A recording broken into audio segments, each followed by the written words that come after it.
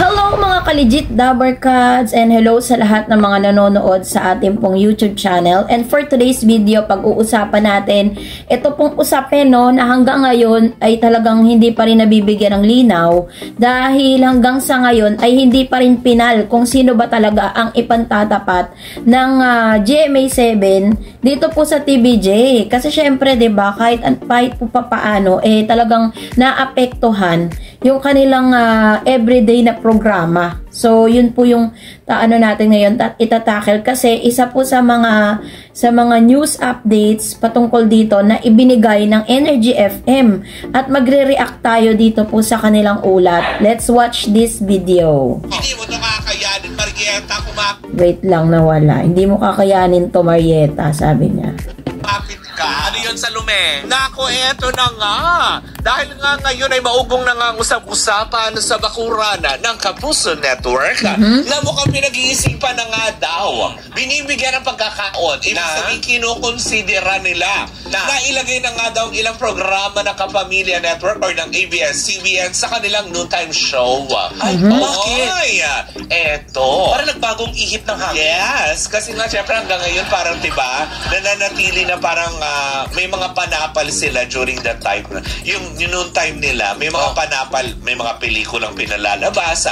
Yun, so nag-iisip na po ngayon ang GMA7 kung ano po yung pwede na lang pantapal, di umano, lagi na nga natin to dito, nakakainis naman.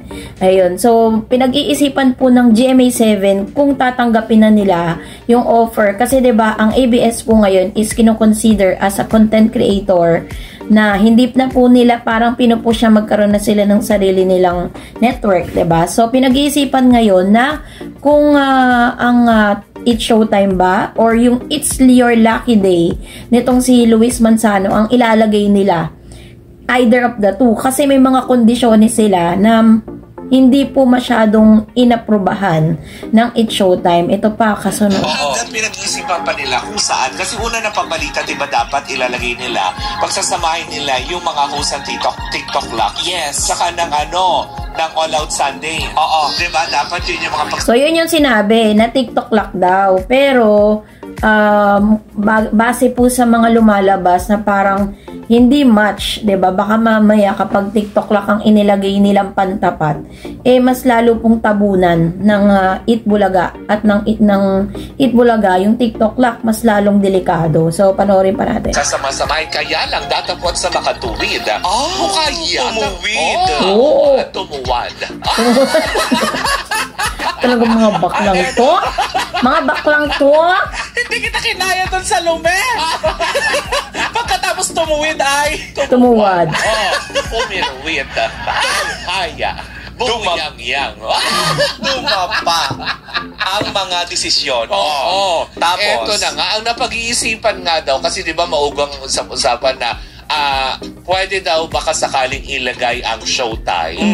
Baka daw din, pinag-iisipan din daw na baka yung It's Your Lucky Day ang ilagay nila Luis Manzano. Mainit ang Yun. So, pinag-iisipan po ng mga management, ng executive, kasi nagkaroon po ng meeting nagkaroon ng talo-talo na ano ba talaga yung dapat nilang ilagay, ano ba yung dapat nilang ipantapat sa Itbulaga. Kasi diba nga parang yung It's Showtime is yun yung pinag-iisipan nilang itapat. Pero dahil may mga kondisyones na ibinigay, na inilatag ang GMA7 dito po kay Meme, parang hindi niya nagustuhan yun. Yun yung isang bagay na dahilan kung bakit tinanggihan ni Meme na sila po yung pumalit dun sa noontime. Kasi may mga conditions. Una, kailangan daw ay kung isasalang ang It's Showtime bilang noontime program, yung mga artista po ng GMA ay gagamitin nila or i-insert nila doon. Like si Legaspi, Mabi Legaspi, Buboy.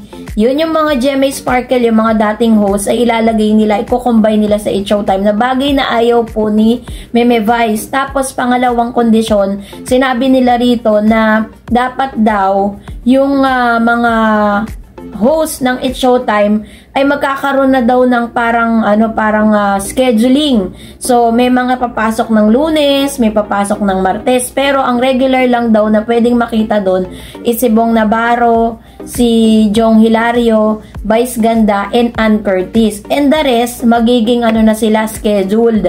Na bagay na ayaw po ni Meme Vice. Kung matatandaan niyo sa isang episode ng It's Showtime, sinabi niya na nakakakita siya ng magandang parang may good news siyang gustong i-announce, pero parang hindi pa masyadong luto. Meron din naman mga balita na parang sa ALTV na mapapanood ang It's Showtime dahil nga hindi magkasundo doon po sa usapin patungkol sa scheduling.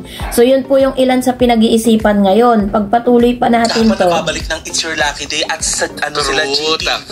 Hindi. Sa pinag-iisipan nga kung ang Showtime ba i-host. Yun. So ang choices, it's either ang It's Showtime ang imumove sa main channel ng GMA or yung It's Your Lucky Day ang ilalagay sa GTV.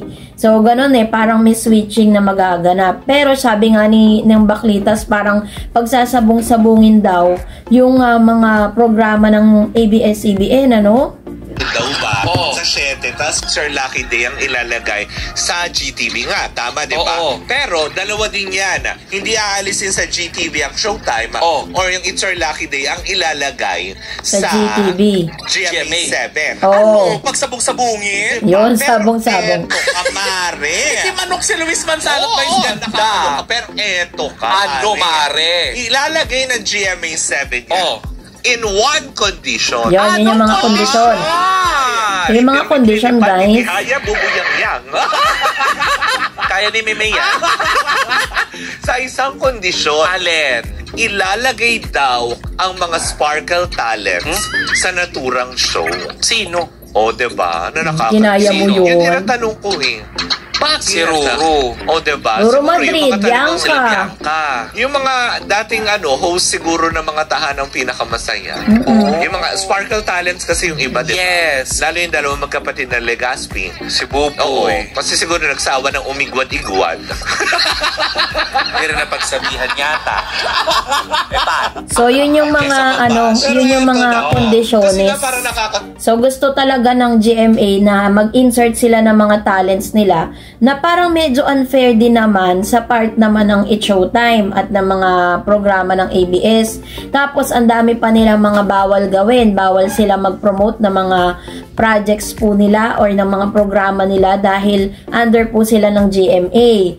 So, yun yung mga, yung mga consequences or yung mga pros and cons na kinoconsider pa ng ABS kung papayag sila. Pero may mga balita rin na naglalabasan na parang kinakausap po nila ang ALTV para po talagang lahat ng mga content nila from TV5 to GMA7 ay doon na po nila permanently ilalagay. Pero hindi po sila kukuha ng panibagong prangkisa kasi parang naglo-look forward na sila dun sa henerasyon na kung saan lahat ng tao ay mas pinipili ng manood sa social media, digitally, kesa po manood ng pre-TV, which is, naman po, dun na po talaga tayo papunta Yun yung isang bagay na, kumbaga parang kinoconsider din ng ABS-CBN. So, medyo medyo magulo-gulo pa yung sitwasyon.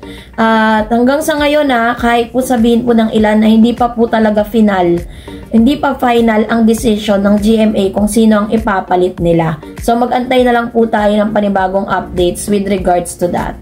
And that's it for today. For more videos and updates, please don't forget to like and subscribe. And please don't forget to follow my Facebook page, DarEdsTV. God bless everyone. See you on my next vlog.